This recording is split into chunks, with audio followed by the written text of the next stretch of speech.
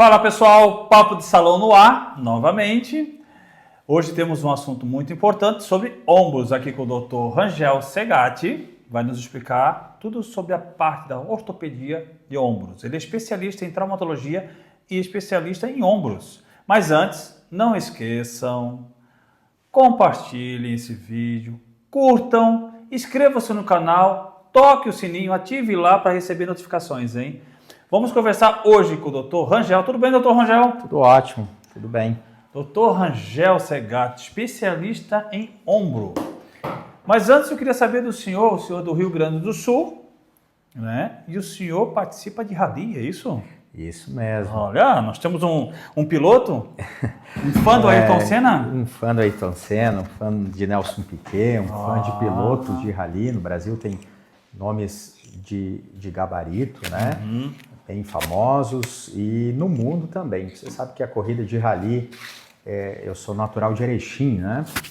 E Erechim é a terra do rally, né? Ah, é? A cidade do rally. Erechim? Erechim, a cidade do rally no Brasil. E é incrível como a paixão da cidade movimenta aquilo ali, né? Então a cidade respira muito isso, é muito famoso pela sua prova que tem lá. É um rally de alta velocidade, é isso, né? Isso, é um rally de velocidade. Velocidade. Ele é sempre... estrada de chão? Estrada de chão. As pessoas sempre até perguntam, porque às vezes o rally de Jeep ou o rally de caminhonete também são, né, esportes famosos aí, de bastante praticantes. Mas especificamente o rally de Erechim, né, assim como muitas outras etapas do Brasil, é um rally velocidade, onde você tem carros, né, que têm suas categorias divididas e que participam ali para competir, né, em cada sua categoria, que isso divide pela força, né, pela qualidade do seu carro, do seu motor. Então é um hobby que nasceu quando a gente foi crescendo e tendo um pouco mais de condição de poder participar, mas uma paixão que surgiu desde a infância, né? Rangel, e qual é o carro que você dirige? Então, o carro que eu tenho é um Celta, né? Celta? É um Celta. O Celta, claro, Celtinha brava, nervoso, nervoso, preparado e tudo mais, né? Mas você sabe, Carlos, que além de ser um esporte, é uma educação grande. Isso ajuda, sem dúvidas, a todo mundo que participa a ter mais noção em relação a trânsito, em relação a reflexo, em relação a defender muito, né, o que você faz. Por causa da habilidade que você tem naquela... Mas, cara, eu sempre tive uma pessoa que eu trabalhei que ele fazia rally também de velocidade. E na época ele fazia com um carro da Fiat que era... Um Palio? Não. Que era 20 e poucas válvulas. Como é que... Maréia. Ele tinha uma Maréia.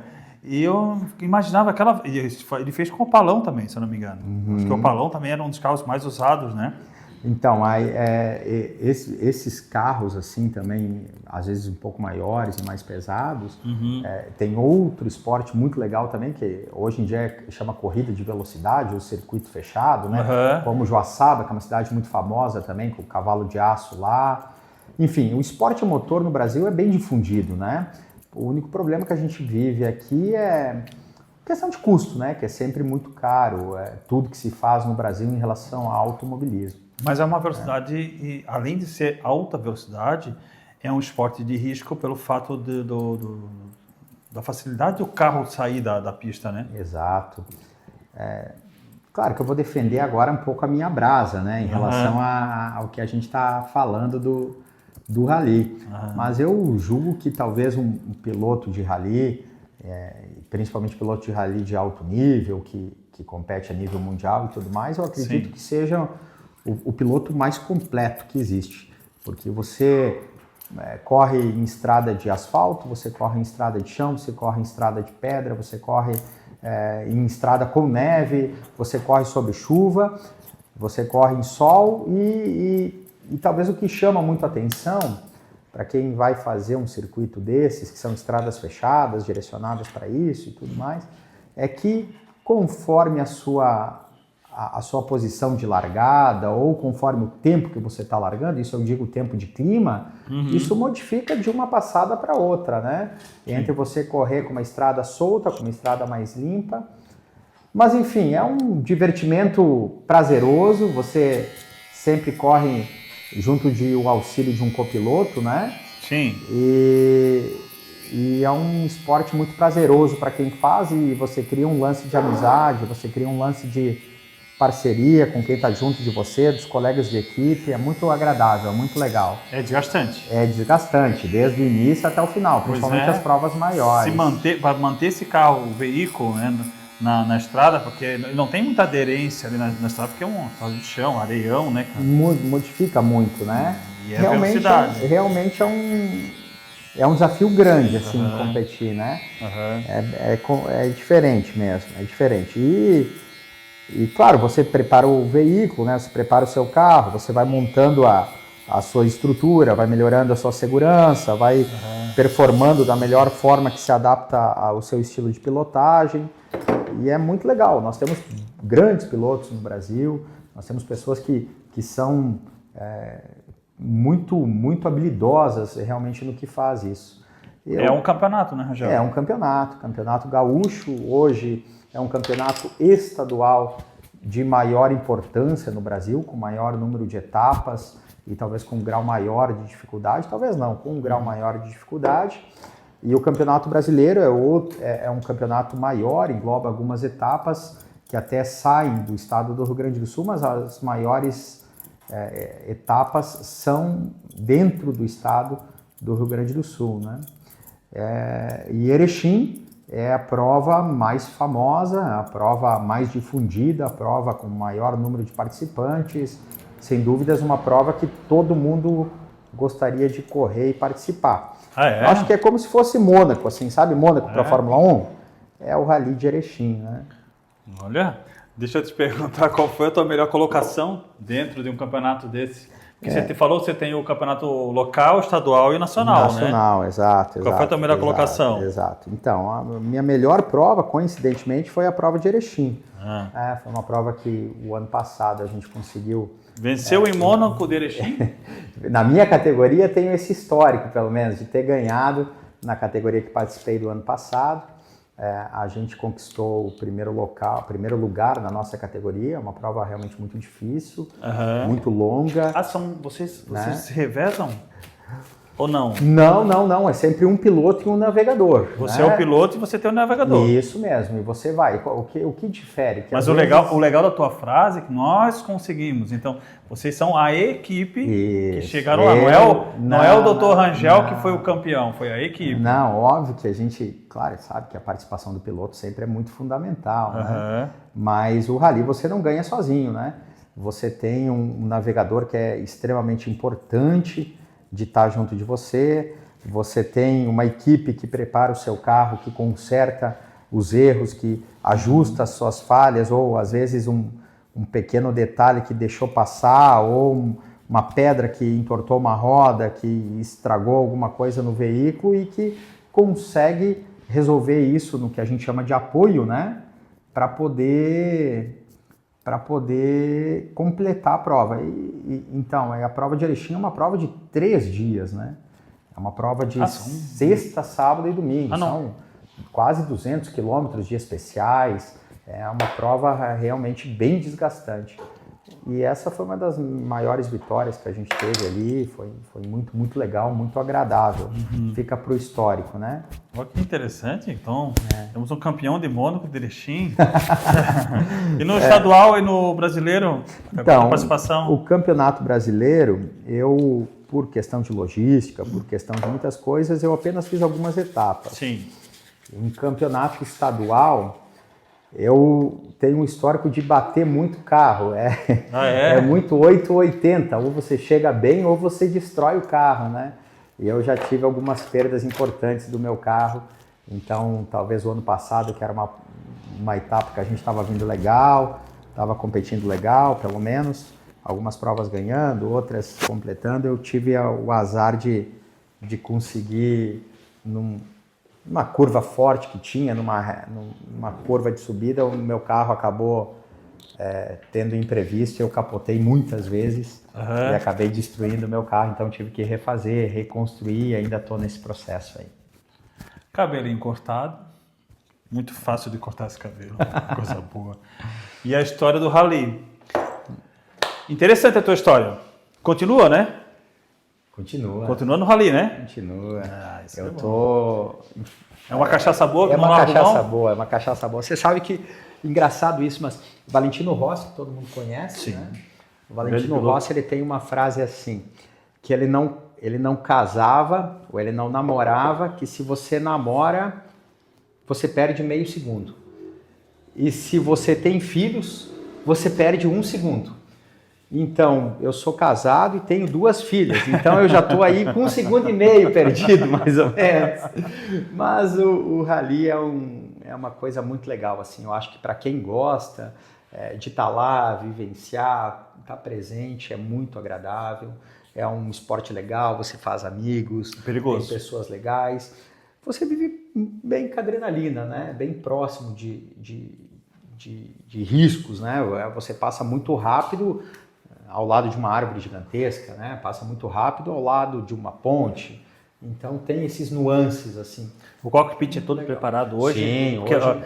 até como a Fórmula 1 antigamente, ela era menos preparada o cockpit, né? Sim, Hoje todos têm um total de segurança em cima do cockpit, dos pilotos ali, muito grande.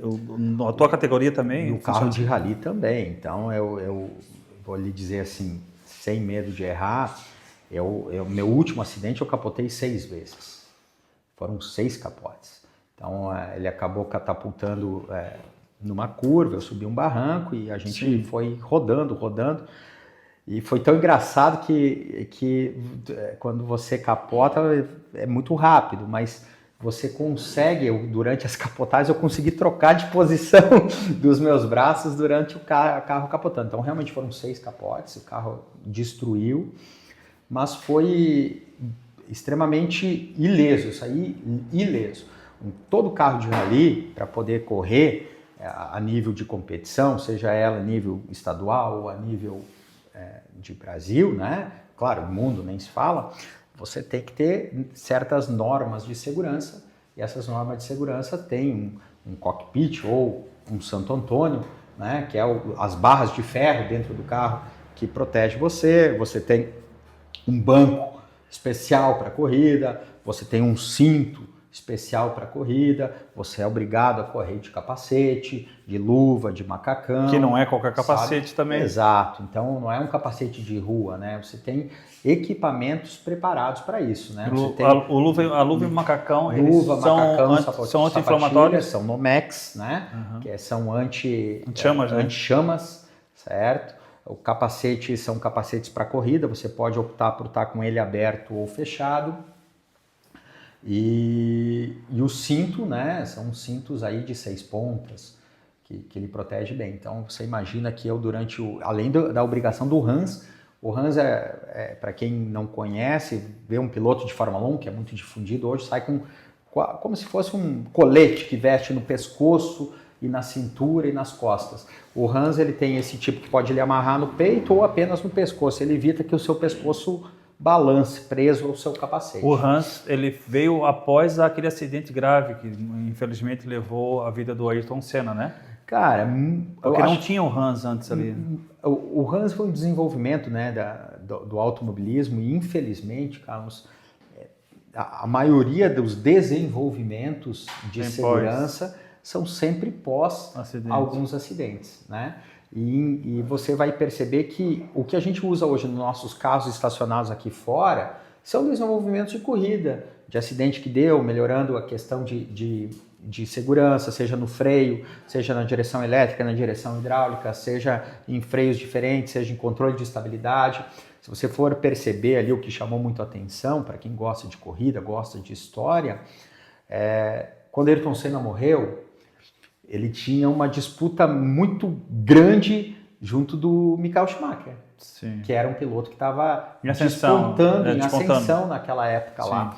E veja que o Ayrton, claro, isso visto ali, né? O Ayrton ele lutava, sofria muito com o seu carro para lutar um carro correr, tentar tirar no seu braço realmente, segundos, e uma diferença que às vezes era muito mais fácil para outro piloto. Por favor, não estou jamais desmerecendo todos os pilotos que são exímios. O Schumacher, para mim, é uma lenda, se não o maior, um dos maiores pilotos, sem dúvidas, que já passaram aí pela Fórmula 1, né?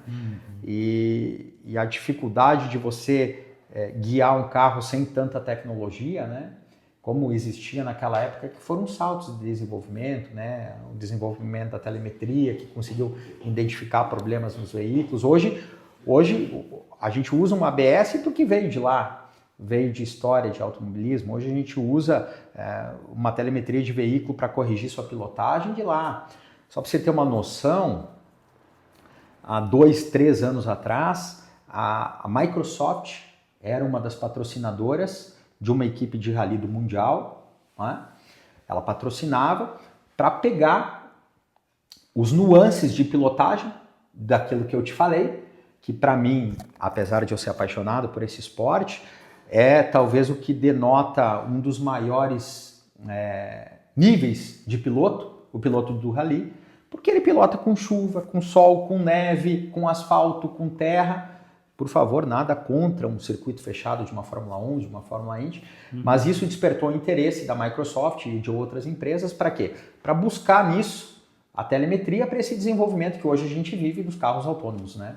Então, para entender como se comporta uma direção, como se comporta uma inteligência artificial, como uma inteligência artificial poderia fazer, baseado no movimento de um homem, né? De um ser humano pilotando um veículo, né? Interessante. Eu só vou voltar naquela parte do Schumacher. Eu sou, acho que de uma geração um pouquinho anterior. Eu vi Mansell, Berger, Prost, Senna, Piquet. Eu peguei o finalzinho do Piquet ali. Mas o Gugelmin, nosso querido Maurício Gugelmin, que era daqui de Joinville, os pilotos que vieram pós isso foram pilotos que já pegaram esses veículos com inteligência, esses veículos com desenvolvimento de tecnologia, né? Tecnologia muito mais avançada, né? E realmente, quando você falou do Senna tirando dentro de uma Williams, que na temporada anterior ela era o topo, né? Que ele saiu da McLaren para ir para a Williams, que era ali o Damon Hill, se não me engano, o Villeneuve, né? Não o Jacques Villeneuve, mas o Villeneuve, que estava naquela Williams, acho que boa memória, não sei se... Eu acho que deve ser isso, que eu me lembro um pouco, antes de 94. Gilles Villeneuve. Gilles Villeneuve, isso, Gilles Villeneuve. O pai do Jacques Villeneuve. Filho do Jacques Villeneuve. Filho do Jacques Villeneuve. Isso, Gilles Villeneuve, exatamente. E o Senna saiu para um carro que caiu totalmente a tecnologia, e a Benetton naquela época, que era o Schumacher, ela ascendeu na tecnologia, né? Que depois veio a Ferrari com o Schumacher durante anos, conquistando vários títulos, né? Então, realmente, ele falou do Schumacher, para mim o melhor piloto realmente foi Senna, porque eu vi o homem tirar um carro com uma sexta marcha em uma corrida. Isso aí foi histórico, né? Foi histórico. Acho que não teve um brasileiro que não assistiu essa corrida e não se emocionou. Tanto é que a vitória dele lá, enfim, o autódromo lotado de gente carregando ele no braço. Cheio, você que é doutor já sabe, ele cheio de espasmo muscular no corpo. Nossa, isso aí acho que gera um acúmulo de ácido lático gigantesco no organismo ali, que vai gerando cãibra. E é uma das perguntas que eu queria te fazer em relação a esse espasmo, esse desgaste muscular, porque você está dentro de uma tensão, adrenalina alta, você tem que manter um veículo na sua mão ali dentro de uma corrida inteira. Nesse caso do Ayrton Senna, nessa corrida aí, ele manteve uma corrida quase toda na sexta marcha, né? Perdeu a quinta, a quarta, e depois muitas voltas. Veio chuva, inclusive, né? Ele teve que segurar o carro sem trocar pneu. Uma corrida muito completa ali, né? E vocês que pilotam, vocês sentem essa pressão e esse desgaste físico já por natureza, pelo fato da corrida inteira ser cansativa, né? Cara, então, a questão de piloto de rally e tudo mais, hoje, acho que no Brasil hoje eu não vejo um piloto que viva disso, né? Todos eles trabalham como hobby, né? É um hobby, é um investimento, não existe um patrocínio ou um ganho do rally. Tantos meus amigos me perguntam quando viram essa vitória que eu tive ali em Erechim, quanto você ganhou? Cara, eu digo, ganhei um troféu. Não, quanto assim? Quanto você ganhou? Não, ganhei um troféu, ganhei uma medalha. Não ganhou nada de dinheiro? Não ganhei nada. O custo é todo nosso, inclusive, né? Todo mundo de quem... Claro que tem alguns que tem um patrocínio local, uma coisa ou outra. Alguns têm algum projeto do governo que consegue, que existe essa lei de incentivo ao esporte. Em relação ao Rio Grande do Sul, pelo menos até então, essas catástrofes que tiveram ali, tinha isso que ajudava o esporte, a lei de incentivo ao esporte. Santa Catarina não tínhamos ainda. E a nível Brasil, a gente tem essa questão de poder deduzir do imposto de renda, né, de grandes empresas para direção ao esporte. Então, tirando isso, basicamente, Carlos, a corrida do rally, agora que a gente estava falando, é quase que financiada totalmente por quem está fazendo. Quem está fazendo. Sabe? E tem seus custos, é tudo... Alta velocidade, rally, esportes individuais também, como artes marciais, também quem financia é o próprio atleta. O próprio atleta, não tem jeito. A gente tem muitos amigos em comuns e tal, que lutam jiu-jitsu, que estão por ali, que aqui é muito difundido isso em Floripa, né? Então não tem jeito, é o atleta. Por isso que é importante a gente até comentar isso e trocar esse assunto, porque, cara, às vezes o pouco que você ajuda para alguém já é muito para aquele cara, sabe? Às vezes uma inscrição, que ele consegue o patrocínio de uma empresa, de um salão, de um supermercado, enfim, ajuda muito, faz muita diferença. Muita diferença. Muita diferença. Porque é uma vida pesada, regrada, gastos altíssimos, além de suplementação, tem preparação física, tem Exato. a parte médica, a parte... bastante. E aí, respondendo ali a sua pergunta, o rally ele é feito de especiais, né? E então a parte nossa ali de corrida, como eu te falei, não é um atleta, né? Você não tem essa preparação exclusiva para isso, mas requer realmente um nível de atenção, um nível de autorreflexo. E sim, por que não? Adequa muito uma noite bem dormida, um tipo de alimentação. Basicamente aquele tripé que todo atleta tem, não é? Você precisa ter esse tipo de concentração para tentar mitigar ou diminuir pelo menos o tipo de estresse, seja psíquico ou de lesão física, né? Em qualquer nível, eu acho, de esporte, seja desde o automobilismo até o esporte de contato, como o jiu-jitsu, por exemplo. Já chegou a desistir no meio de alguma corrida por causa do cansaço ou do estresse? Não, felizmente não, cara. Já desisti por ter capotado o meu carro, mas não por cansaço. Felizmente isso foi. Vamos mudar de assunto. Você foi para o Rio Grande do Sul. Conta essa história. Ele foi para o Rio Grande do Sul ajudar no desastre, infelizmente, nesse desastre que aconteceu no Rio Grande do Sul. E ele tem uma boa história para contar sobre isso. Cara, eu sou do Rio Grande do Sul, sou natural de Erechim. Uhum. Meus pais são separados, meu pai ainda mora no Rio Grande do Sul. E nesse tumulto todo ali veio os primeiros vídeos, tá chovendo, tá molhando, tá a ponte, tá não sei o quê. E meu pai mandou um vídeo lá da casa dele. Felizmente ele tem uma casa um pouco mais alta, mas ele é rodeado por alguns rios lá em Erechim mesmo, no interior de Erechim, e isso subiu abruptamente. Durante 24 horas ali ele acabou ficando isolado. Alguns colegas dele ali, próximos dele, o pessoal do interior tinha casa mais próximo de um rio ou um galpão, e realmente destruiu ali, de inundar, de levar. E nisso, acho que era final de semana ali, começou ao longo da semana, e a história é engraçada porque a gente acompanha e vai cuidando da família, vai cuidando do pai, mas ao mesmo tempo minha esposa estava conversando com uma menina de Madrid, certo? Ela mora lá na Espanha. A gente vai viajar para o exterior no final do ano e sempre procuro pela minha família, procurar essa questão de transfer, segurança e tal, para quem viaja sempre é importante. E a minha esposa conversa vai, conversa vem, ajeita o roteiro e vai, e faz. E nisso ela parou de responder. E tal, acho que era sábado de noite para domingo, ela parou, não falava, e eu até com uma certa indignação, a menina não responde, quero formar meu roteiro, quero ver o que está acontecendo e tal, e está chovendo, está subindo ponte. E nisso ela falou, me desculpe, por favor, a minha mãe mora lá em Porto Alegre, em tal rua, em tal local, e o rio subiu muito, ela já está na casa, na beirada da casa dela, e o vizinho de baixo já saiu, e a minha mãe é doente, toma remédio tal, o posto de saúde já de sexta-feira já não funcionou, enfim, foi dessa função. Nós falamos, peraí, o que aconteceu? Como é que é tua mãe? Onde é que ela mora? Resumindo a história, o que era para virar uma viagem virou uma ajuda. A menina morava lá, mora, né, na Espanha, estava trabalhando, uma brasileira trabalhando no Rio Grande do Sul. E como são as coisas, né? A mãe dessa menina, ela morava a 2 quadras da onde o meu primo, né, que mora em Porto Alegre, mora. Meu primo mora num apartamento, alguns andares para cima, e não chegou a água a atingir o edifício dele. Mas ele abria a janela e a gente foi acompanhando as fotos que ele mandando, a água 3 quadras, a água 2 quadras, a água 1 quadra.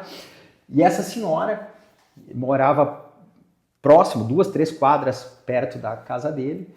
Então a gente, por esse intermédio, do nada, por isso que às vezes vem as coisas, a gente conseguiu entender o que ela precisava. Ela realmente perdeu a casa, ela realmente inundou tudo, ela tinha remédios de uso contínuo que ela tomava.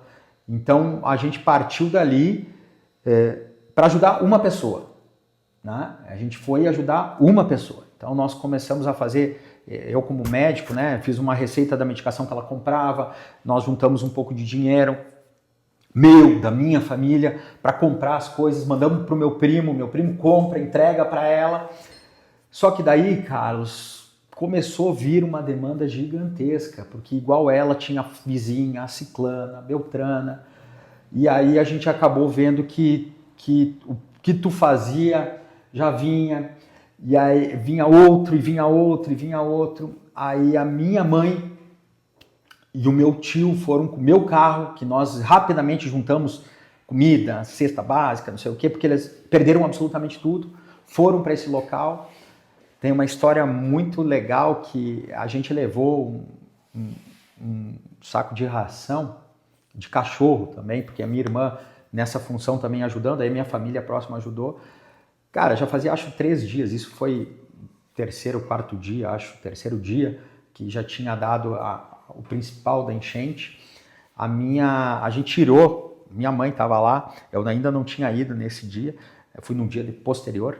A minha mãe tirou a sacola de ração, colocou assim no chão, deu 3 minutos, tinha uns 50 cachorros lá comendo a ração que a gente levou, não deu para, tirou da caminhonete e consumiu no passeio mesmo, aquilo ali.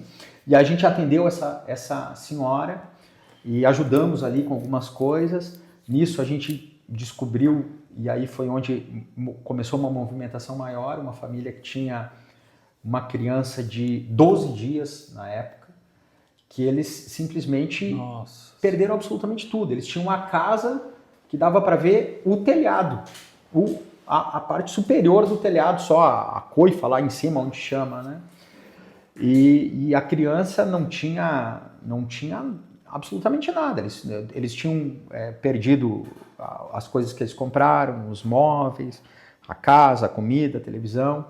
E aí, como pai de menina, e aí a gente, óbvio, intermediou novos amigos, vem a questão dos grupos, né, de WhatsApp, acabei colocando nos meus grupos privados de WhatsApp. Sim. Aí minha esposa, minha irmã, minha outra irmã lá de Portugal também, aí a gente conseguiu juntar amigos e, cara, eu acho que isso é uma coisa que marcou muito para mim e que deve ter marcado para todos.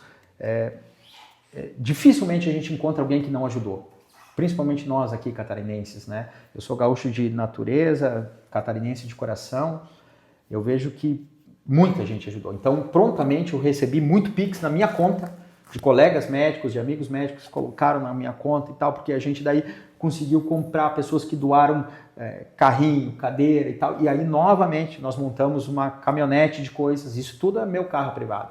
E aí eu fui ao Rio Grande do Sul, a gente levou lá para as pessoas, entregou para as pessoas, e disso, quando a caminhonete voltou, foi de novo com outra pessoa, aí depois, 2 dias depois já foi um caminhão, e aí começou uma movimentação muito grande, muito movimentada, assim, de muita gente que ajudou. Mas eu te digo assim, sem medo de errar, eu acho que quem viu, quem vivenciou, quem presenciou, foi uma coisa muito ímpar. Sabe? O nível de destruição, a rapidez de destruição, o nível de carência das pessoas, o nível de pessoas que também se aproveitam de questões da fragilidade do povo, que se aproveitam dessa fragilidade das pessoas, seja na sua índole de ser maldosas ou por ter aproveitado a oportunidade assim, de saquear, de roubar, de furtar, enfim. Mas, infinitamente, eu acho que o coração bom é o que predomina, sabe? A gente viu muita gente ajudando, então depois disso você acaba ficando uma referência, né? As pessoas acabam sabendo que eu estava ajudando e vinham falar comigo como direcionar, para quem direcionar, onde mandar. Claro, eu sou no meio de muita gente que fez isso, né? Várias instituições, várias pessoas fizeram, mas a gente conseguiu movimentar muita gente e recebeu de muita gente boa, seja de empresas ou de pessoas que fizeram suas doações, de pessoas físicas com valores substanciais, mas pessoas que às vezes trouxeram uma sacolinha com uma quiboa, um creme dental e um pacotinho de fralda. Agora aquilo que podia dar. Exato. E isso, cara... Já faz uma grande diferença. Não tem preço, faz uma grande diferença. A gente até se emociona quando lembra de falar de pessoas assim que foram sofridas. Só para você ter uma noção, essa pessoa que teve essa criança, ela conseguiu voltar para casa quase 30 dias depois e ela postou pra gente ali, mandou pra gente vídeos. Ela tinha no canto da casa dela, assim, a caixa fechada do berço que ela comprou pro filho. Sabe? Então, trabalhador humilde, cara que com certeza economizou meses para poder comprar aquele berço, que perdeu tudo, e um cara que poderia usurpar isso, e preciso disso. Sabe o que ele me pediu na última vez que a gente falou com ele? Cara, o que você precisa? A gente ajudou com roupa, ajudou com carrinho, o que você precisa? Sabe o que ele me pediu?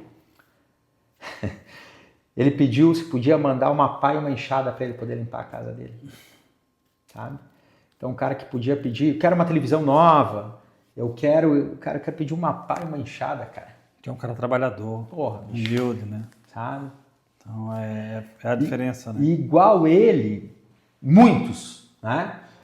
E a gente, claro, isso não é só meu, né? Você já percebeu que a gente vai dividindo as vitórias e as glórias, e eu sou muito grato à minha família que arregaçou as mangas, eu sou muito grato a amigos que fizemos, e eu sou muito grato a muitos que nos ajudaram, colegas que nos ajudaram, que contribuíram, mas eu não tenho dúvida que fez a diferença, não tenho dúvidas. E às vezes para aquela pessoa, pai daquela criança de 12 dias, para esse senhor, para essa senhora que precisou da medicação, para outras receitas de outros remédios que a gente mandou para outras pessoas, para ração para certos cachorros, fez a diferença, sabe? Então, isso eu acho, e eu brinquei, Carlos, ontem, com um colega meu médico, que foi com o meu carro de novo ao Rio Grande do Sul, levar algumas coisas, eu brinquei com ele que ele veio me agradecer, muito obrigado pela caminhonete que você me emprestou, muito obrigado, enfim, por ter me ajudado.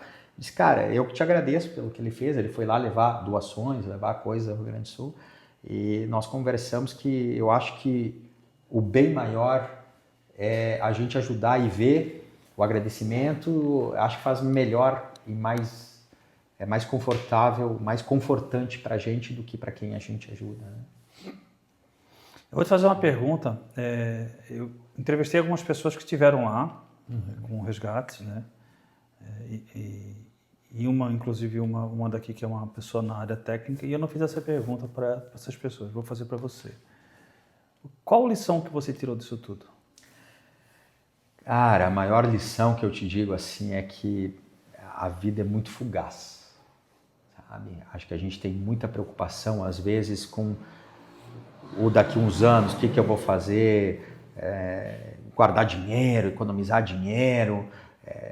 Cara, é muito fugaz. Então, eu acho que a maior lição é a gente ter amor à sua família e amor ao próximo e aproveitar mais a vida da gente.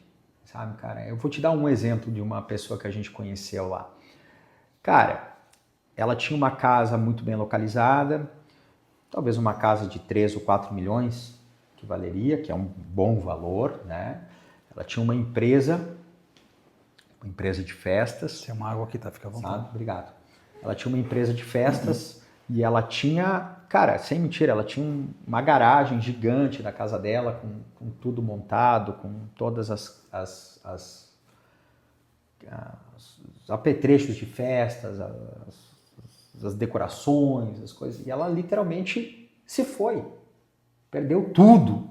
Então você imagina que essa pessoa, por melhor que ela estivesse, com seus funcionários, com seu nível de vida, com o valor financeiro, com uma conta talvez bem boa, ela perdeu tudo que ela tinha do nada, todo o seu capital, todo o seu investimento, e o pior, a gente ainda brincou e ela nos abraçou rindo e tudo mais, ela não tem para quem fazer festa agora, tu entende?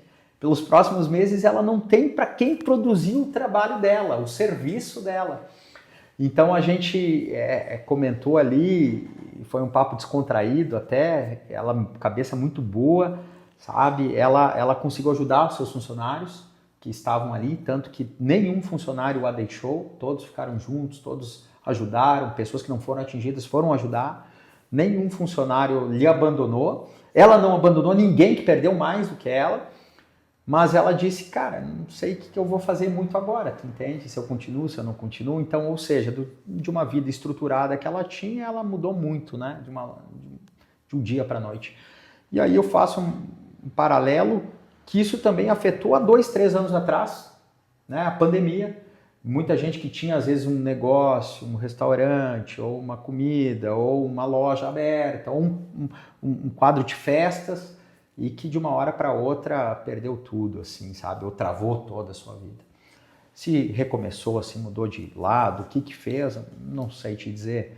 Mas eu acho que a lição que mais vira é que, cara, você tem que ter tua estrutura, você tem que ter o teu trabalho, você tem que ter o teu conhecimento, mas você tem que saber que você não é o dono do mundo, que você não é o rei do mundo, e as coisas mudam muito ao teu redor. Então, tendo essa ciência, eu acho que você cabe a levar uma vida mais leve. Eu acho que é isso que é importante a gente tirar, sabe? Levar a tua vida mais leve. Você nunca está apto a uma mudança muito radical ou algo que possa te afetar, seja na tua vida ou seja na sua saúde, sabe? Então, acho que isso faz a gente repensar uma vida mais leve. Que legal, que bom. Acredita que o Rio Grande do Sul ele vai levar muito tempo para se recuperar, né, desse impacto tão grande que foi, né, foi muitas cidades, né?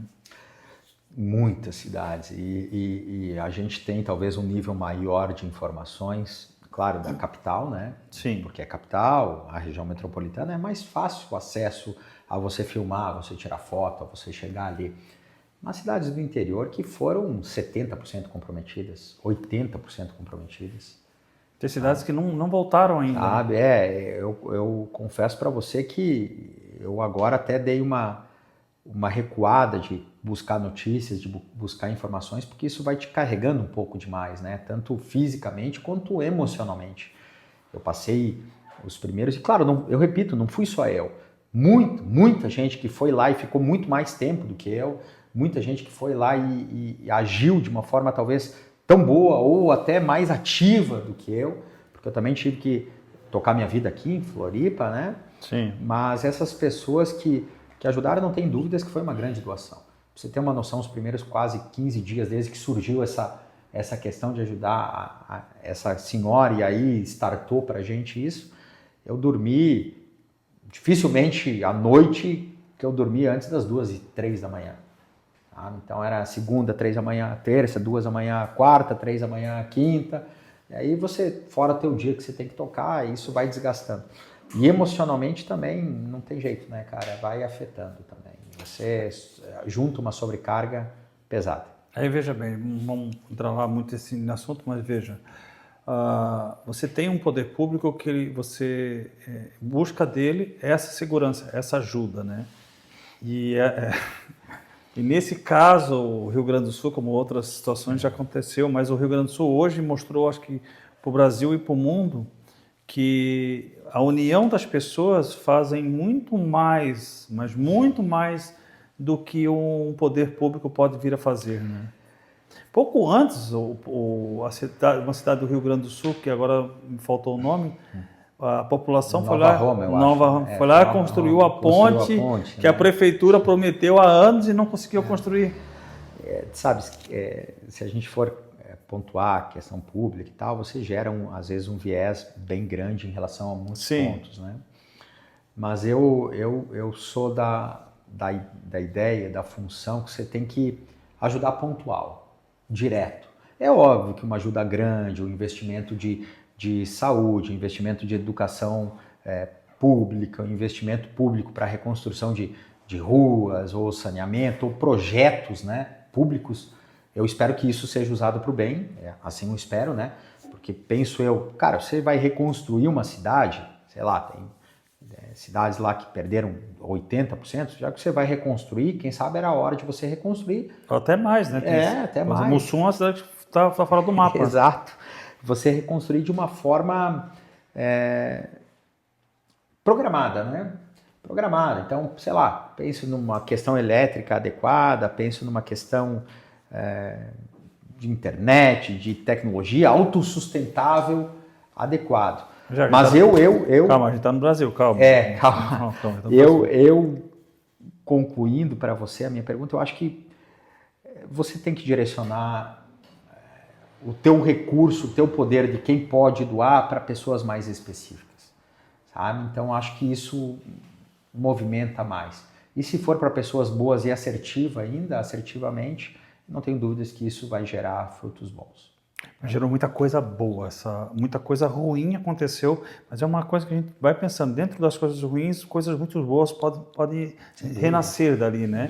E gerou muita coisa boa dentro essa catástrofe, que foi a humanidade, né?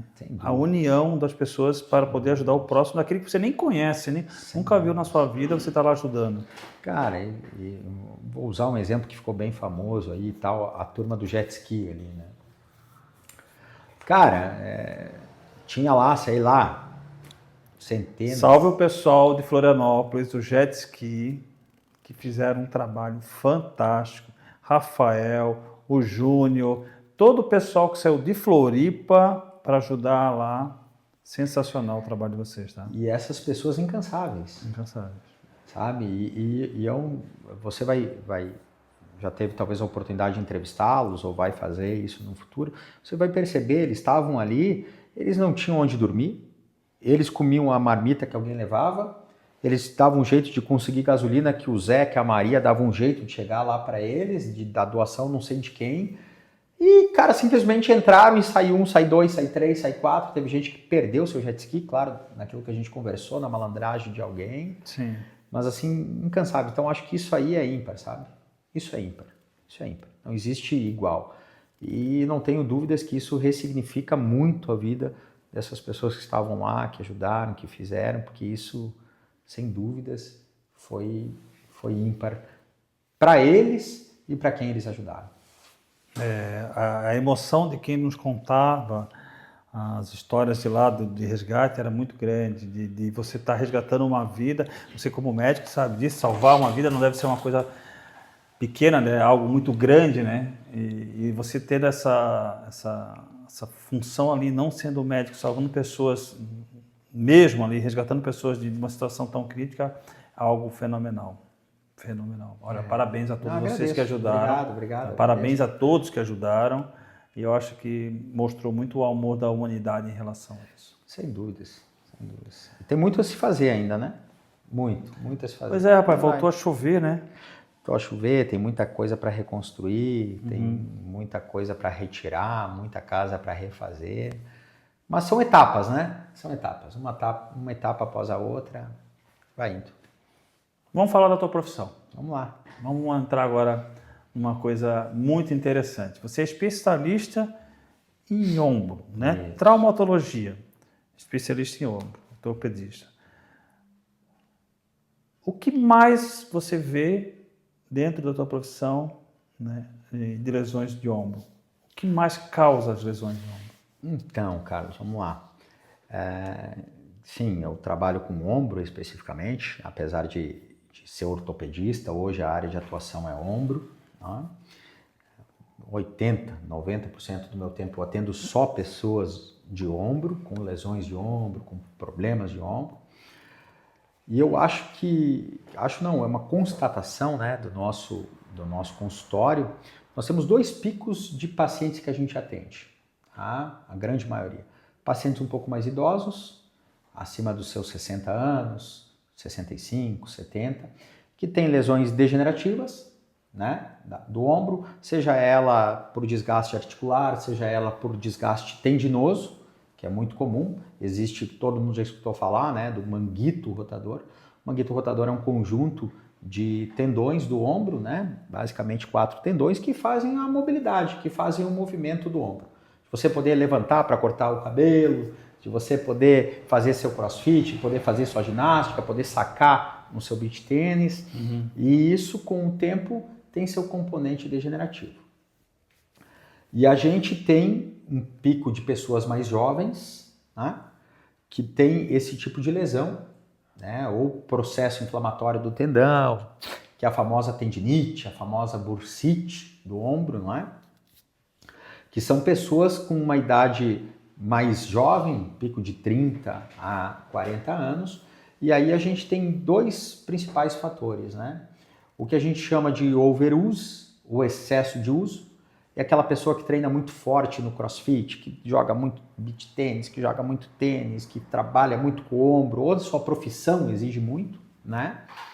Ou às vezes as pessoas traumáticas, né, que têm lesões traumáticas. E aí, claro, todas as lesões traumáticas, principalmente esportivas, né, elas são mais propensas a pessoas jovens, que é quem mais pratica, né? Então, nós temos as lesões inflamatórias ou lesões traumáticas num pico mais jovem e as lesões mais degenerativas, não que não tenha traumático também, em pessoas mais idosas. E isso é basicamente o dia a dia do nosso consultório, né? Basicamente o dia a dia de quem faz ombro, do ortopedista que faz ombro, né? Em relação à questão das pessoas mais jovens, e aí é o que talvez desperta o maior interesse de todo mundo. É porque as pessoas idosas, você falou, nós temos os desgastes ao longo dos anos, Exato. né? Mas existem as prevenções em relação a isso, certo? Perfeito. A medicina está aí para nos ensinar em relação ao que você pode prevenir para chegar nessa certa idade. Você não ter esse grande problema, que problema todo mundo vai ter. O carro vai envelhecendo, não tem o que fazer. Não tem jeito. Você vai ter que ir arrumando ele aos poucos, né? Exato. E na questão jovem, eu sou praticante de jiu-jitsu. Esportista até competidor. E o jiu-jitsu ele trabalha muito a tensão articular, muscular, né?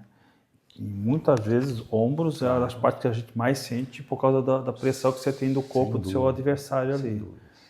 Pegou muito jiu-jiteiro com o ombro estourado lá? Muito. Muito surfista? Também. Sabe, Carlos, eu acho que o que eu luto todo dia no meu consultório, e isso não é só meu, é de todo mundo que pratica o atendimento com pacientes do ombro, e o que a gente busca. Você sabe que a Florianópolis é o 3º ou 4º ano que é eleito a capital com maior índice de pessoas que praticam esportes. Sim. Certo? Então, independentemente se for corrida, pesca, futebol, surf, jiu-jitsu, até pela nossa geografia que possibilita muitos esportes, né? Floripa é eleita a capital, né, 3º, 4º ano seguido que mais tem a prática de esporte. E essa faixa etária mais jovem, eu sempre comento, é quando o paciente com 35, com 40 anos, ele chega num nível profissional que ele permite tirar mais tempo para ele, né? Ele chega a um nível, sei lá, de status dentro da sua empresa, ou ele tem um nível financeiro mais estabilizado, a cabeça amadureceu, e ele consegue dizer, não, peraí, eu posso trabalhar até às 18 horas, mas não preciso trabalhar até às 20, eu consigo praticar meu esporte. Vai lá para o jiu-jitsu, vai para o beach tênis, vai para o surf de manhã cedinho, vai praticar o esporte que deseja. E qual que é o problema disso? Que às vezes as pessoas, quando chegam nessa idade, ela tem um ímpeto, acha o seu esporte favorito, seja ele qual for, e tem um ímpeto de querer praticar esse esporte com alto rendimento. Então este é um grande problema que a gente tem. Você sabe que tudo que é feito com alto rendimento, tudo que é feito com muita frequência, carece de uma preparação específica para isso, certo? Você não chegou a cortar cabelo no nível que você está hoje do dia para a noite. Não. Foram anos aprendendo corte, estudando, melhorando a sua performance, sua posição, sua postura, sua forma, o seu trato com o cliente, para chegar no nível que você chegou hoje. E isso, para o esporte, para quem pratica esporte, é a mesma coisa. Você veja que um atleta de alto rendimento, não importa no esporte que ele esteja, quando ele está com 35, com 40 anos, ele não pratica mais. Não. É fim de carreira, é aposento.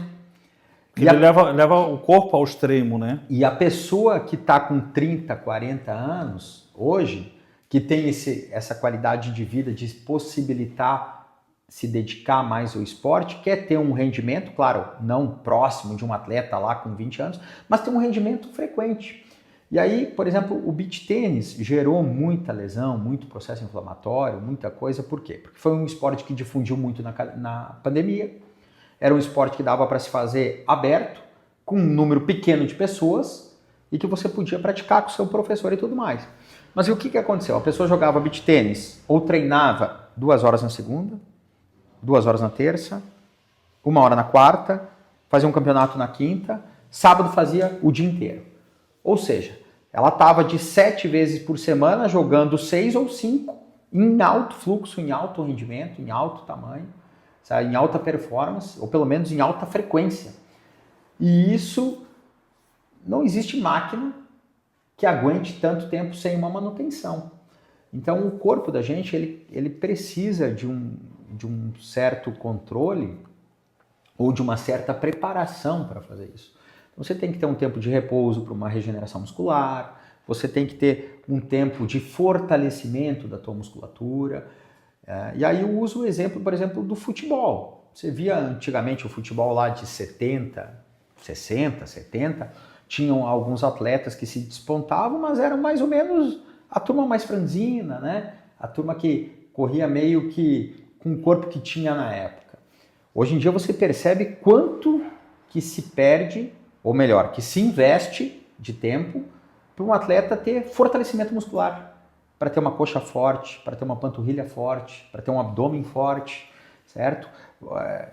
Eu não estou trabalhando como médico de futebol, mas tenho amigos hoje que trabalham aqui nos clubes de Florianópolis, ou clubes do Brasil, que a preparação é baseada naquilo que a gente estava falando lá dos veículos, né, dos casos de corrida, em telemetria, em termos de treinamento, em nível de treinamento, qual treina mais, qual treinamento, qual tipo de rendimento, mas enfim, se dedica muito isso a uma preparação do atleta, específico para o esporte dele. Para que o atleta possa desenvolver o seu esporte. No futebol vai ser um, no surf vai ser outro, isso. No beach tênis vai ser outro. Então, felizmente, eu até tenho muita gente que me procura no meu consultório.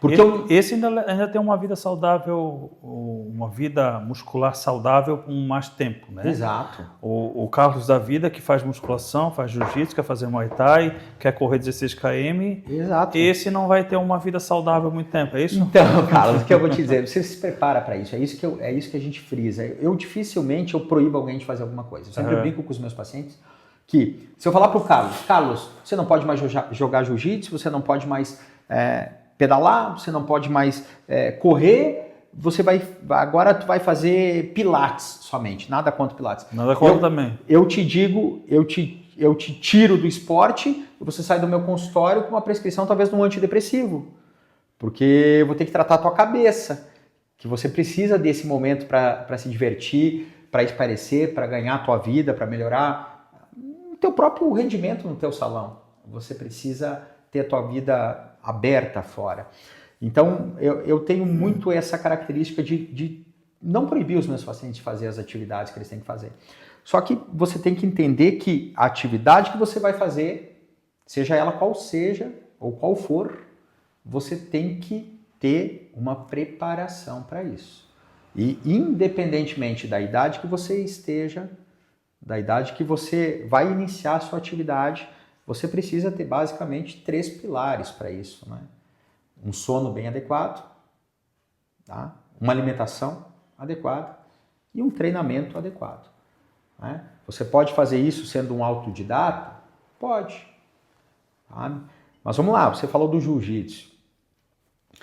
Tudo que você faz hoje, eu vou usar 2 esportes. Vou usar o jiu-jitsu e o pedal, né? Que também virou febre. Todo mundo pedala muito, muita bicicleta, muita coisa. Seja para você pedalar, seja para você lutar, existe técnica. Existe técnica para isso. Você vai aprender a pedalar, você vai perceber que às vezes a perna que puxa o teu pedal, às vezes ela tem que ter muito mais força do que a perna que empurra o pedal. Não é só empurrar o teu pedal, você puxa e empurra, teu rendimento vai melhorar. A pessoa que vai correr tem técnica para correr, senão você vem para uma canelite, você vai ver, por exemplo, uma coisa que eu sempre comento, eu faço um membro superior, eu não faço um membro inferior. Você sabe quanto tempo dura um tênis? Quanto tempo dura um tênis? Quanto que você vai usar o teu tênis para correr? Quanto tempo dura? No meu caso, bastante. Então, esse é um grande erro. A pessoa que vai correr, por exemplo, existe tênis próprios para corrida, você sabe disso. Infelizmente, no nosso país, novamente, a gente vai bater em questão de preço. Tudo é muito caro. Claro. Um tênis de boa qualidade, ele não é caro à toa. Uhum. Não estou aqui, não sou patrocinado, mas sei lá, um Adidas, um Asics, Eu vou botar um Asics. Para correr, certo? R$1.000. Daí para cima. Né? Daí para cima, certo? Então a pessoa não Você já desiste de correr, já entra na preguiça. A pessoa não consegue ter um portfólio na sua casa de muitos tênis, né? Eu tenho um tênis para academia, eu tenho um tênis para correr, eu tenho um tênis para andar de bike e eu tenho um tênis para sair. Pô, isso aí já foi 10 pontos. Aí se você vai colocar esse tênis para correr, por exemplo, aquele estilo de amortecimento investido naquele tênis, o perfil de amortecimento, o perfil de gel que ele usa, tem um desenvolvimento, tem um custo, e as empresas cobram por esse custo. Ali que eles ganham para isso. Mas, por exemplo, um tênis hoje, ele dura entre 400 a 500 quilômetros. Talvez um tênis com uma tecnologia mais moderna, a 600, mas eu acho difícil que saia disso. Então veja você que se você vai pegar um cara que corre com muita frequência, que faça 10K a cada 3, 4 dias, você tem tênis para poucos meses. Poucos meses. Porque depois desse período ele perde a sua capacidade de absorver o impacto de forma adequada. E quando você corre, você tem ali uma demanda grande de impacto no teu calcanhar, no teu joelho, no teu quadril, e isso gera um desgaste, sabe? Por exemplo, quando você treina muito, pessoa que gosta de correr muito, teus 16K, como você diz, se você faz isso hoje, você vai fazer amanhã, o ideal é que você tenha 2 tênis. Porque o tênis que você correu na segunda-feira, ele não teve o tempo de complacência adequado para desinsuflar, para perder todo aquele impacto de 16 km que você fez naquela mola, ou naquele gel, ou naquele amortecedor, para correr no dia seguinte. Isso quando é um tênis de alta qualidade. Isso quando é um tênis de alta qualidade. Então, o mínimo que a gente recomenda é que você tenha, para quem corre com frequência, tenha 2 tênis, no mínimo. Não é aquele que você compra por R$150 na internet. Tá? Para um descontar em relação ao outro, tá? Um repousar em relação ao outro. E segundo, que você adeque muito o teu treino, por exemplo, o tempo de vida útil do seu tênis. E o tempo de vida útil de um tênis é isso aí, 500 quilômetros. Então, claro, variação de marca, variação de qualidade, variação de peso, de tudo que você usa. Um cara mais pesado talvez desgaste mais rápido do que um cara mais leve, mas isso tem vida útil. Que então, bom, o meu vai durar um pouco mais então, porque eu corro só uma vez por semana, todo domingo. Vai durar um pouco mais, sem dúvida. Mas isso é importante. Eu só quis alertar, respondendo a sua pergunta, que seja para que você for fazer, existe técnica. Para correr, para pedalar, para surfar, para correr de carro, sabe? Então o ideal é que você prepare o seu corpo para isso. Isso. Aí vamos lá. Então eu corro. Agora eu vou tirar por mim. Então, eu corro todo final de semana, porque durante a semana eu gosto de praticar outros esportes. Perfeito. Né? Até porque eu tenho que adequar ao meu trabalho. Eu pratico musculação há alguns anos já, mais de 16 anos. Vamos botar aí. Ótimo. E a musculação ela me ajuda muito nas minhas contusões. Perfeito. As artes marciais que eu pratico, o Muay Thai e o Jiu-Jitsu, nunca chegaram tão próximo de lesão como foi o futebol. Eu me lesionei muito no futebol. E normalmente as pessoas acabam aposentando a chuteira no sintético, que é onde você acaba machucando mais a tua articulação. Quando eu comecei a fazer a prática de esporte de arte marcial, eu fui induzido a trabalhar muito a parte em volta da articulação. Perfeito, chama envelope de função. Isso, principalmente as inferiores, que é as posteriores, Perfeito. né? Você trabalhar para você manter o seu core, quadril e o joelho. Isso acabou me ajudando a não partir para cirúrgico. Isso te deu segurança. Sim, não, mas isso te deu uma capa. No meu caso, né? No meu caso, eu tenho um problema cirúrgico do meu joelho. Eu sofri uma lesão forte praticando arte marcial, que já é uma herança do futebol, uma herança forte do futebol, principalmente o sintético.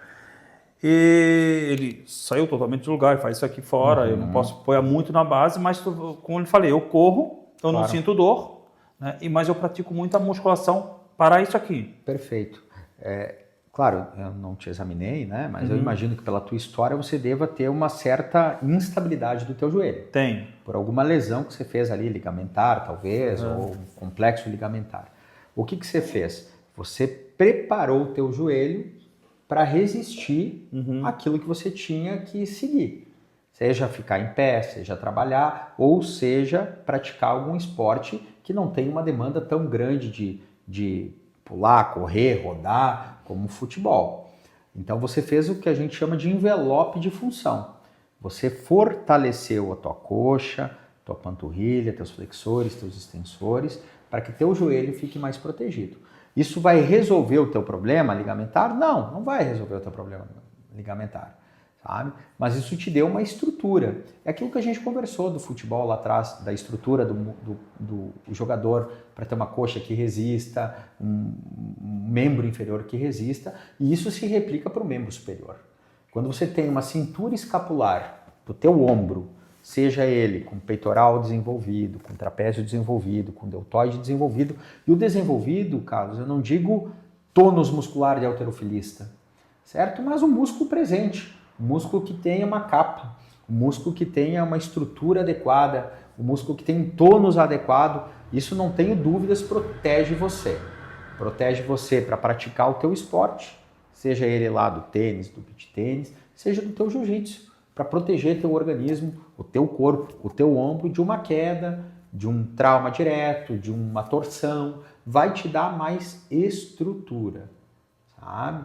Então é isso, eu acho que todo esporte parte dessa preparação, desse treinamento, desse conhecimento de pelo menos técnicas fundamentais ou iniciais. E isso, claro, é estrutura do teu corpo e, claro, estrutura acessória. É o que a gente comentou do tênis, é o que a gente informalmente fala de uma raquete de tênis, por exemplo.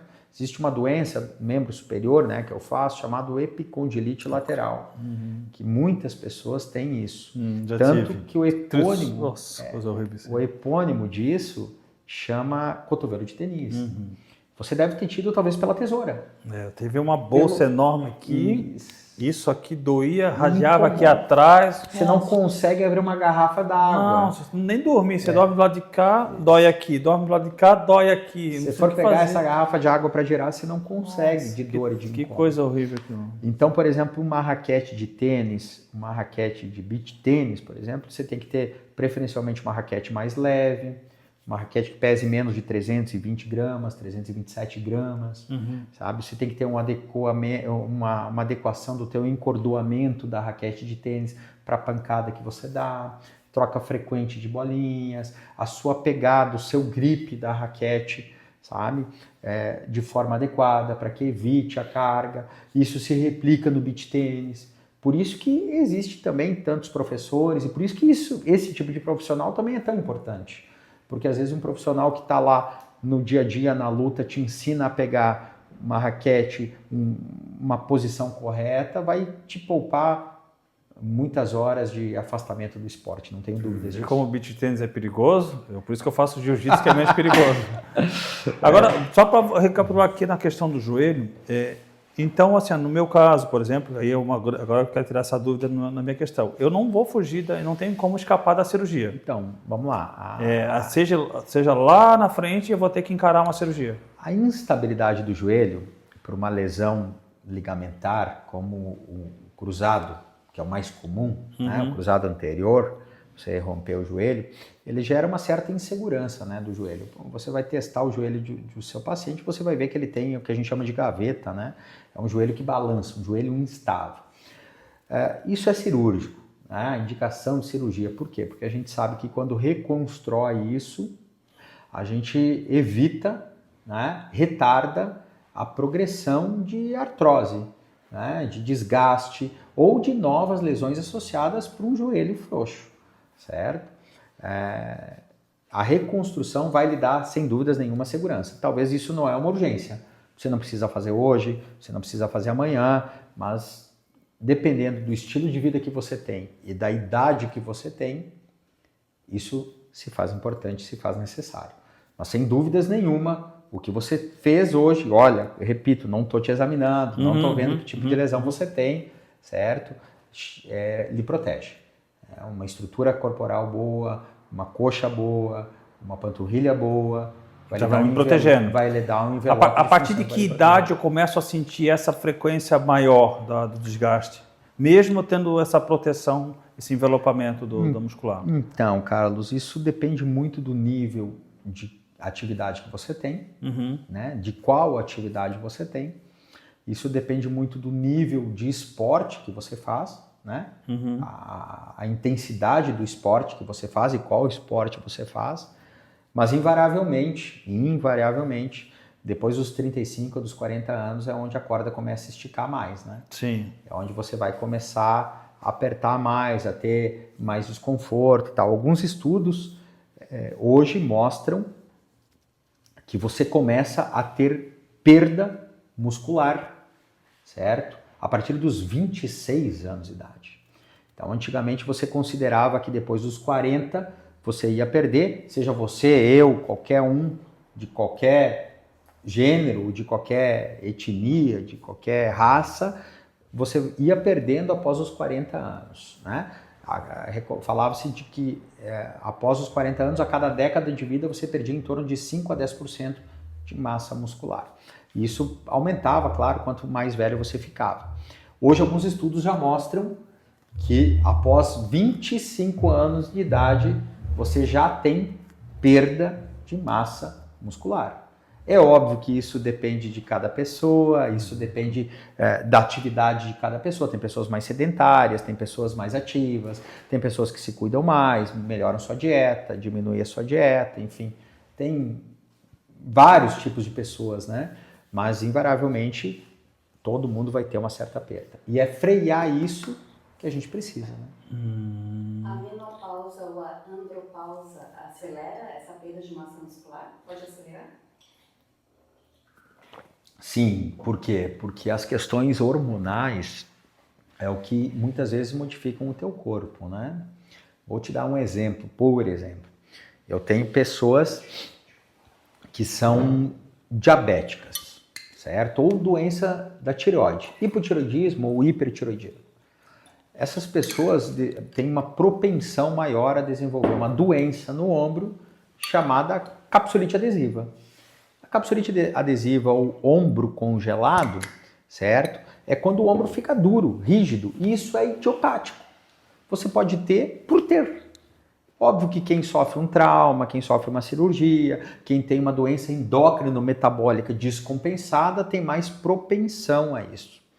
Mas, por exemplo, essa doença, ela limita muito o paciente. E eu tenho, claro, geralmente, felizmente, isso é mais comum em pessoas mais velhas, num pico de idade mais velho, mas tenho caso comigo de gente num pico daquilo que nós estávamos falando, de 35, 40 anos de idade, que tinham a sua atividade física ou que tocavam flautas. Tocava flauta doce, tocava flauta, fugiu o nome agora, de outro tipo de flauta ali, que não conseguia elevar o seu braço, porque o braço estava duro, que é capsulite ombro congelado. Então, infelizmente, as questões endócrino-metabólicas, as questões hormonais também vão influenciar para que você tenha, se descompensado, uma piora da tua evolução geral. Musculação. Quanto é ideal? Como? Quanto é ideal a musculação? Então, Porque aí nós temos a musculação preparatória, que é essa claro. que você falou, e temos a musculação do ego preparatório. Né? Cara, quem vive no mundo de academia, né? Quem vive no mundo inserido na academia, você vê que esse é um ambiente em que o ego, né, fala bem forte, né? A gente tem aqui em Floripa... Mais forte que o peso. Até. Mais forte que o peso. A gente tem aqui bons praticantes, pessoas muito bem treinadas, pessoas que acompanham muito, mas que às vezes parece realmente que precisam daquilo ali como se fosse uma cachaça, né? De ficar tão forte. Então, eu não critico, cada um tem a sua cachaça, né? Cada um tem a sua dedicação.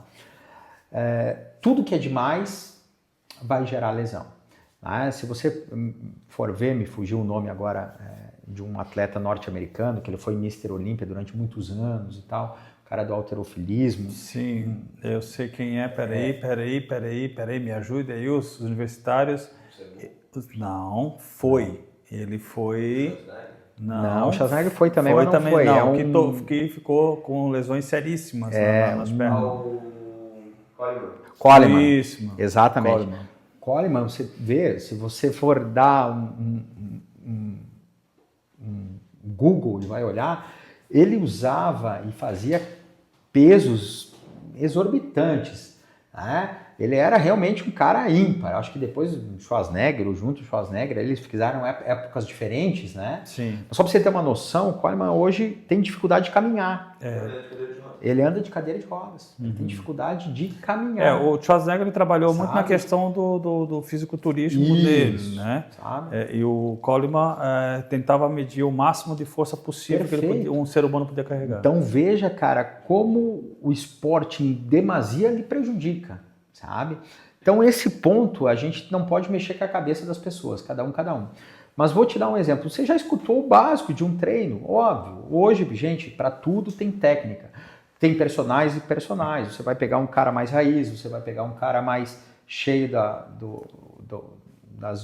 dos nuances diferentes, certo?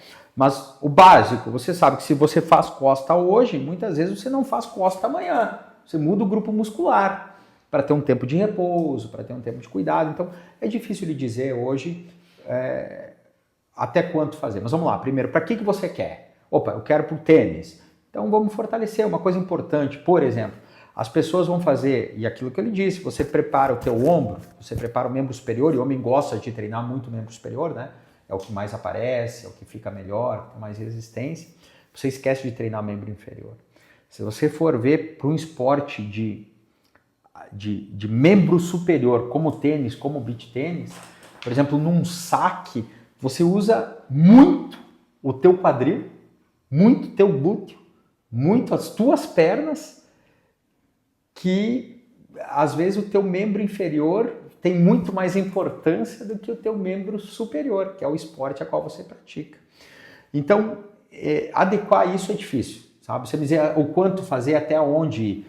Cara, o que eu recomendo para todo mundo? Eu vou te dizer, achei outro caso importante. Peguei uma menina, atleta, alto rendimento, ela mora na região de Balneário Camboriú e tal, e ela faz 400 de leg press.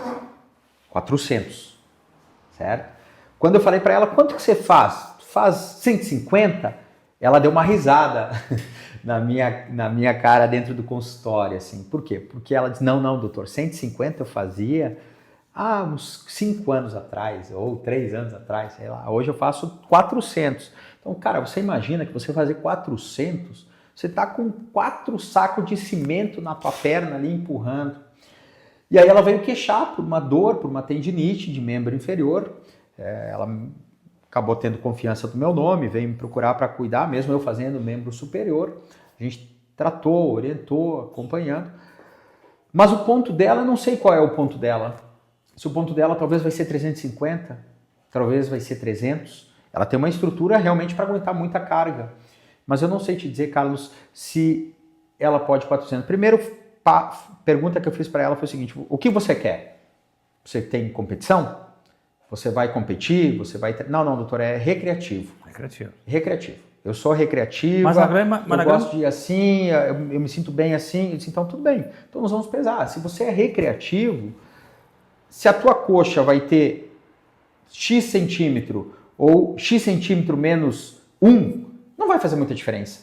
E talvez esse menos 1 ou menos 2 vai fazer muita diferença para o joelho dela, para a perna dela, e ela vai continuar mantendo a cabeça dela. Mas no psicológico dela tá faltando. Talvez tá faltando um pouquinho, mas aí você vai ter que ponderar, né? Se eu quero comprar uma lesão ou se não. Certo? Mas vê o ponto que você falou ali na relação antiga. Você fez a pergunta para ela. É competição ou é recreativo? 90% das pessoas que têm lesões na musculação, 90% é das pessoas do recreativo. Na grande maioria das pessoas que praticam o esporte do fisiculturismo, eles não excedem esse tipo de carga para poder ganhar musculatura, porque entende que não é a quantidade de carga, mas sim a execução que é feita corretamente para você atingir aquele Aí músculo. a gente vê execução, vê pegada, vê tipo de material, vê frequência de exercícios, vê preparação para isso. Então, cara, eu sou muito adepto do educador físico, do personal trainer. Eu acho que se as pessoas pudessem, todo mundo que gosta de academia, gosta de treinar, deveria ter pelo menos uma avaliação, deveria ter pelo menos uma orientação, deveria ter talvez alguma aula programada por alguém que entenda, que ajude a executar. Óbvio, hoje em dia tem muita gente boa, tem gente que treina há muito tempo. Quanto tempo você está treinando? 10 anos, 15 anos? 16. Não tenho dúvidas que 17. Talvez você saiba e conheça o seu corpo em relação ao exercício que você pode, o que você não pode, a tua pega, a tua execução. Mas talvez para quem está começando hoje, a dica que eu dou, se puder, cara, investe no contrato de alguém que seja por um período de alguns meses para aprender a executar, para aprender a fazer, para poder programar um treino adequado, porque isso é investimento. E gênero, número, grau, totalmente em relação a isso, porque o que mais você vê na academia é pessoas fazendo o movimento incorreto com uma carga alta. Exato. Achando que quem puxa, quem puxa muito vai ficar grande e forte. É muito ao contrário disso, não tem nada a ver com isso. E às vezes não é saúde isso, né? Não significa até que você porque o movimento está totalmente incorreto, você não exato. puxa, vamos supor, uma rosca, você não consegue trazer em cima e acha que até aqui já está fazendo força. Não, tem que trazer, cansar, machucar o músculo, fazer o músculo ficar inflamado para ir ganhar volume. Perfeito. Né? Doutor, eu acho que é mais do que uma aula, né? de preparação física para a gente, essa questão, né? Eu acho que aquilo que a gente conversou, assim, cada pessoa tem que saber o que quer. Sim. Treinar ou fazer da forma que julgares melhor, mas que saiba que para tudo que faz existe uma técnica, e se você tem um caminho de preparação, tentando entender a técnica, tentando preparar o seu organismo para isso, não esquecendo daqueles pilares que a gente já conversou, né? Vai sem dúvidas ter êxito no que quer fazer. E eu sou muito a favor de você fazer o que você não fazer. Né? Esse é o caminho. Então, e aí isso acaba virando um hábito, né? Depois que você treina, depois que você faz, vai virando um hábito. Você faz o primeiro, vem o segundo, vem o terceiro, vem o quarto. E esse é um ponto bem grande, hein? Toda a situação em que o doutor Rangel está falando aqui é para você fazer o exercício físico. As lesões são pelos exercícios físicos mal feitos, mas não quer dizer que você tem que ficar sentado no sofá e não fazer o exercício físico. Tem que fazer o exercício físico. Exato. Entendeu? Uma última pergunta. Bem na questão de quem pega a onda. Porque Florianópolis é uma região que muita gente pega a onda e tem muita lesão de ombro devido a um não preparo físico para aquele esporte ali, que nem você estava falando antes, que é o surfar, aquela questão da remada, exato. A questão da lombar arqueada, né?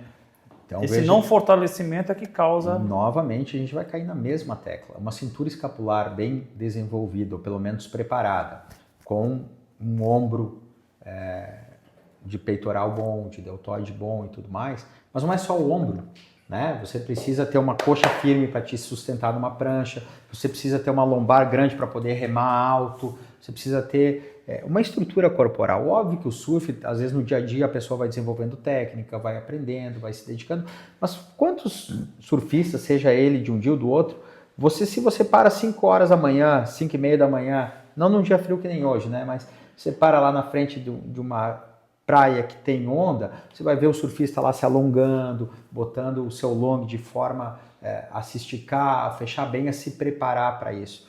E geralmente as pessoas que fazem isso já tiveram um craquejo maior de entendimento.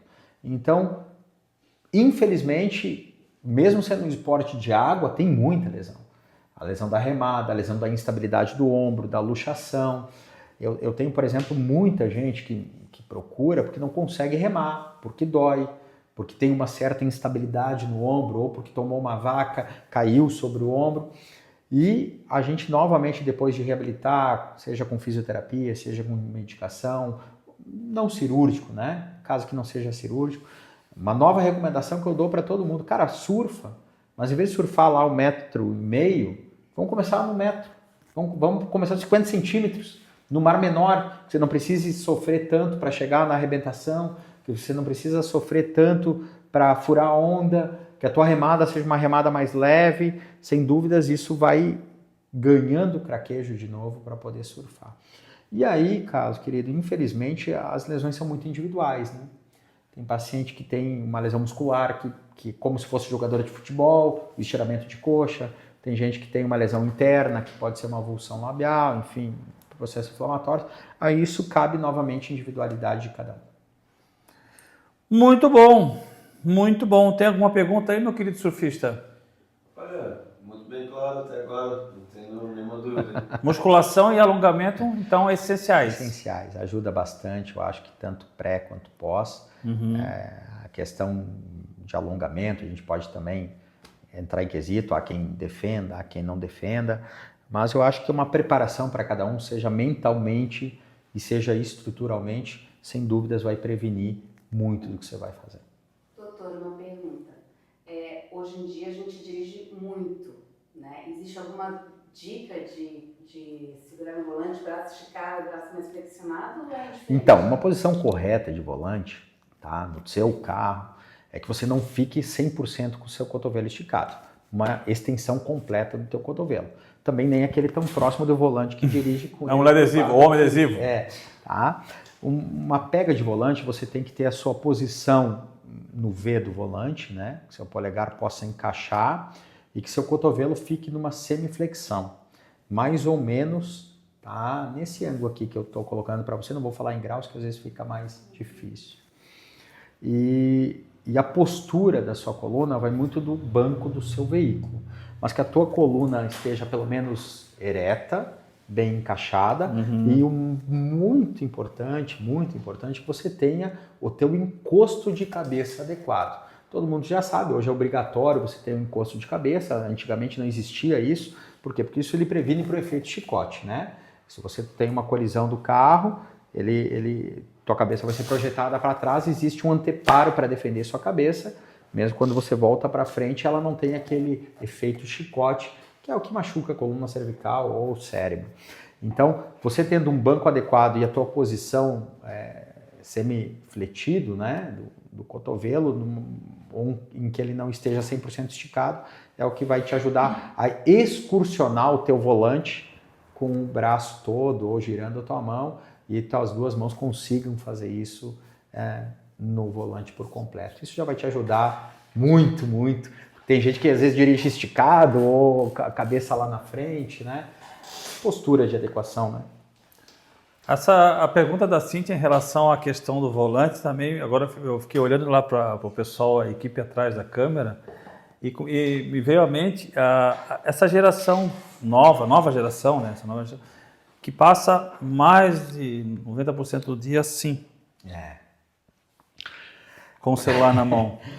Cara, então, e é verdade isso, né? Existem várias tiradinhas aí das pessoas caindo em buraco porque não olha para frente, só olhando para baixo e tal. É difícil hoje você falar que não precisa ficar com o telefone, que não vai usar o telefone, né? Eu acho que eu não quero ser um profeta de coisas ruins, tampouco brigar com a tecnologia. Isso acarreta muitas coisas, né? Seja ela mentalmente, seja ela visualmente, seja ela psicologicamente, mas sem dúvida nenhuma, encurtamento de músculos paravertebrais, desgaste maior da tua coluna cervical, né? Tanto que você percebe que o homem começou de 4, aquela figura clássica de livros, né? Tem lá o homem agachado, né? E depois ele vai levantando, vai esticando até que ele fica ereto. E agora parece que a gente está regredindo de novo, ficando cada vez mais encolhido. A teoria da evolução, né? A teoria da evolução, exatamente. O que eu vou te dizer? O ideal era pelo menos conciliar, né? Concilia, bota um pouco o telefone se quem precisa, bota numa tela de computador, na televisão, fica um pouco mais reto, solta um pouco. Aí a gente vai entrar numa demanda grande aí de, às vezes, estar tão longe e tão perto, né? Uma coisa que vem... Aí papo para outro papo. Mas já ficou o recado ali, a pessoa já ficou ereta ali. Deixa um recado então aí para essa geração e para todas as pessoas que estão nos assistindo. Cara, primeiro, então, queria agradecer o convite. Eu que agradeço. Agradecer aqui, muito agradável, muito legal mesmo estar aqui no meio de vocês, um ambiente muito agradável, de energia boa, sabe? Que tenha muitos anos aqui de frutos e de entrevistas, que num futuro, se precisar... Com entrevistas como essa, nós vamos estar aí muito longe. Voltaremos a dica, o papo aproveite seu dia, né? Curta a sua família. A gente conversando do Rio Grande do Sul, não se sabe o que teremos amanhã, como seremos amanhã, qual saúde teremos amanhã. É verdade. Não deixa de curtir sua vida, sua família, faça tudo com ponderação e sempre prepare para fazer algo, né? Tenha foco, mas chegue naquele foco com segurança, com preparação. Acho que é mais ou menos por aí. Quem quiser procurar o Dr. Rangel Segatti, como é que acha ele? Eu trabalho hoje em 2 clínicas privadas, né? Na clínica Incote, a sua matriz fica na Avenida Mauro Ramos, e nós temos uma filial na Luiz Delfino. Eu também trabalho na clínica Core, importante referência, fica na Dom Joaquim, e também tenho um prazer, sou um médico, trabalho hoje no grupo do ombro, né, no Hospital Governador Celso Ramos, um serviço público, mas um serviço que também muita gente chega até mim ali para consultas intermediadas pelo serviço público.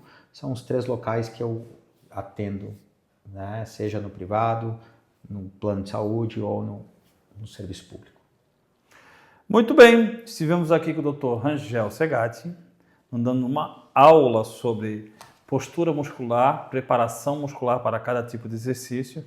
Doutor, foi um prazer. Imagina, eu enorme tê-lo aqui no Papo de Salão, tá? Muito obrigado mesmo pela sua paciência, dedicação de ter vindo aqui nos dar essas informações maravilhosas. Imagina, agradeço. Muito obrigado mesmo. Agradeço a todos também, obrigado novamente pelo convite. É isso aí, pessoal. E você que não é inscrito no nosso canal, inscreve-se lá, curta, compartilhe com seus amigos, seu grupo de WhatsApp, o pessoal da família, vizinho, tio, avô, avó, tataravô, com todo mundo para ter esse conhecimento aqui que o Dr. Rangel está nos passando.